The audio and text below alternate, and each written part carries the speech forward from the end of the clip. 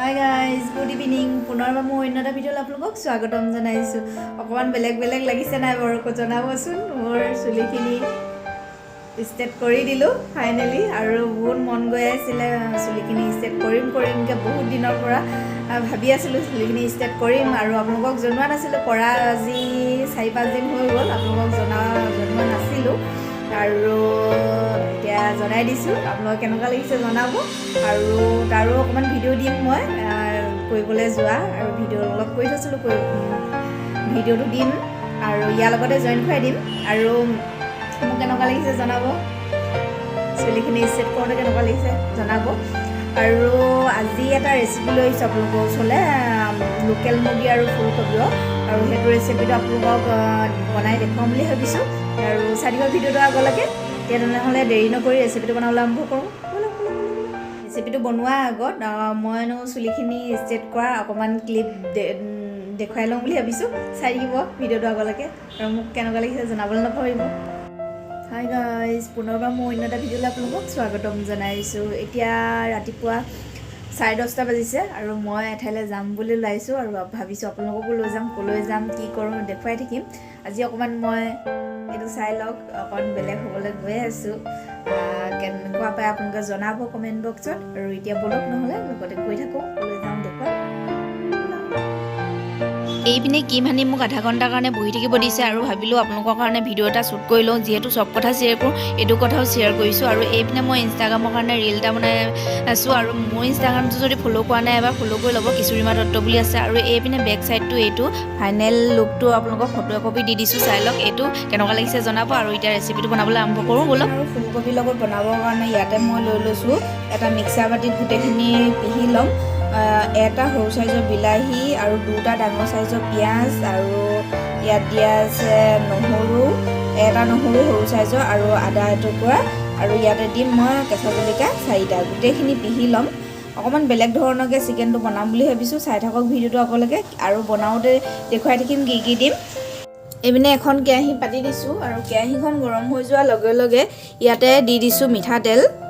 এইপিনে তেলখিনি গৰম হৈ গৈছে আৰু তেলখিনি গৰম হৈ যোৱাৰ লগে লগে ইয়াতে মই দিম গোটা জিৰা দিছোঁ। গোটা জিৰা আধা চামুচতকৈ কমকৈ দিছোঁ আৰু এইখিনি ফুটি অহাৰ লগে লগে ইয়াতে দি দিম তেজপাত 2 খিলা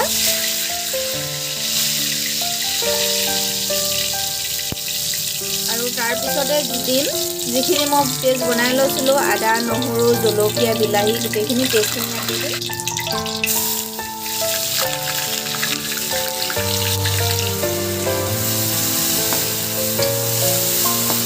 এইখিনি পেষ্ট লৈছিলোঁ মই প্ৰায় ভাজি হৈ গৈছে আৰু এনেকুৱাতে মই দি দিম নিমখ এচামুচ, সোৱাদ অনুসৰি হালধি আধা চামুচ আৰু এইখিনি ভাল ধৰণে লৰাই দিম। তাৰপিছত দিম যিখিনি মছলা মই পানী অলপ দি মিশ্ৰণ কৰি লৈছিলোঁ আৰু ইয়াত আছে মিট মছলা, জিৰা ধনিয়া আৰু কাশ্মীৰী মিৰ্চ পাউডাৰ গোটেইখিনি ঢালি ল'ম।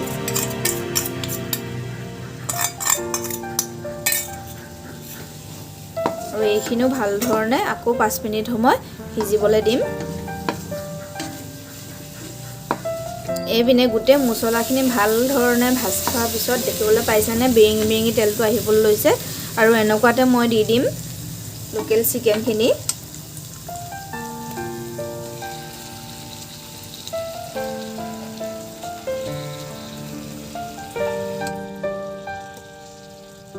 আৰু এইখিনি ভাল ধৰণে লৰাই দিম যাতে গোটেই মছলাখিনি চিকেনখিনি গাত লাগি যায়।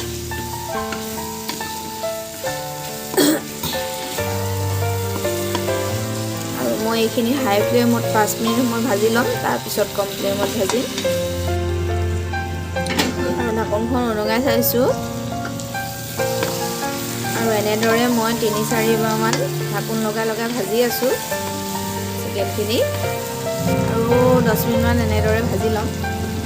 এইপিনে চিকেনখিনি হৈ আছে আৰু এইপিনে মই কাটি ল'লোঁ ফুলকবি আৰু ফুলকবিখিনি দেখিছেনে বাৰু এনেকৈ ডাঙৰ চাইজত কাটি লৈছোঁ আৰু ডাঙৰ চাইজত আৰু ধুনীয়াকৈ সিজাইও ল'ম আৰু এনেকৈও থাকিব এনেকুৱা ষ্টাইলত আৰু দেখিবলৈ ভাল লাগিব।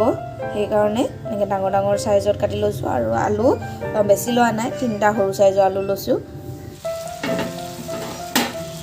আৰু মাংসখিনি ভাল ধৰণে সিজাই আছোঁ, কাৰণ মাংসখিনি মানে ভালকৈ সিজাই লোৱা কাৰণটো হৈছে মানে ধুনীয়াকৈ মছলাখিনি তাৰ ভিতৰত সোমায়ো যাব আৰু আলু চব্জিবিলাক দি দিলে তাৰপিছত মাংসটো নহ'লে বগা বগা হৈ থাকে, খাই ভাল নালাগিব আৰু দেখিও ভাল নালাগে। সেইকাৰণে ধুনীয়াকৈ মই মাংসখিনি সিজাই লৈছোঁ আগতীয়াকৈ। ঢাকোনখন উদঙাই চাইছোঁ আৰু দেখিবলৈ পাইছেনে তেলটো এয়া বিৰিঙি বিৰিঙি আহিছে আৰু ইমানটোলৈকে ভাজি ল'ব লাগিব প্ৰথমে মাংসখিনি। ধুনীয়াকৈ সিজিছে দেখিছেনে, প্ৰায় 50% মান সিজিয়ে গ'ল মাংস। আৰু ইয়াতে দিম এতিয়া যিখিনি মই ফুলকবি আলু এনেদৰে কাটি থৈছিলোঁ সেইখিনি দি দিম।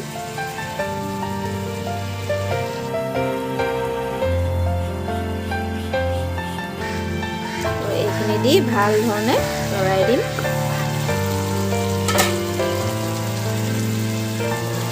সিজি আছে ফুলকবিৰ লগত।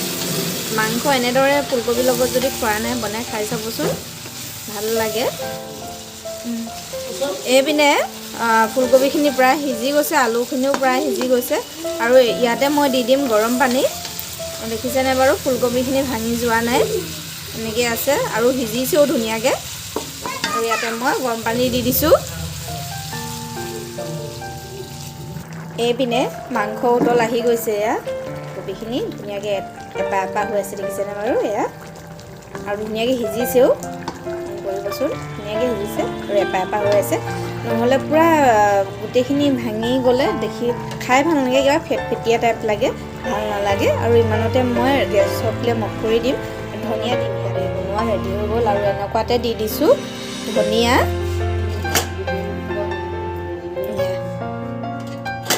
ধনিয়া দি দিছোঁ আৰু এইখিনি কাঢ়ি ল'ম। এইপিনে ৰেডি হৈ গ'ল চিকেনৰ লগত ফুলকবি বনোৱা কাৰী, আৰু এতিয়া এটা বাতিত কাঢ়ি ল'ম।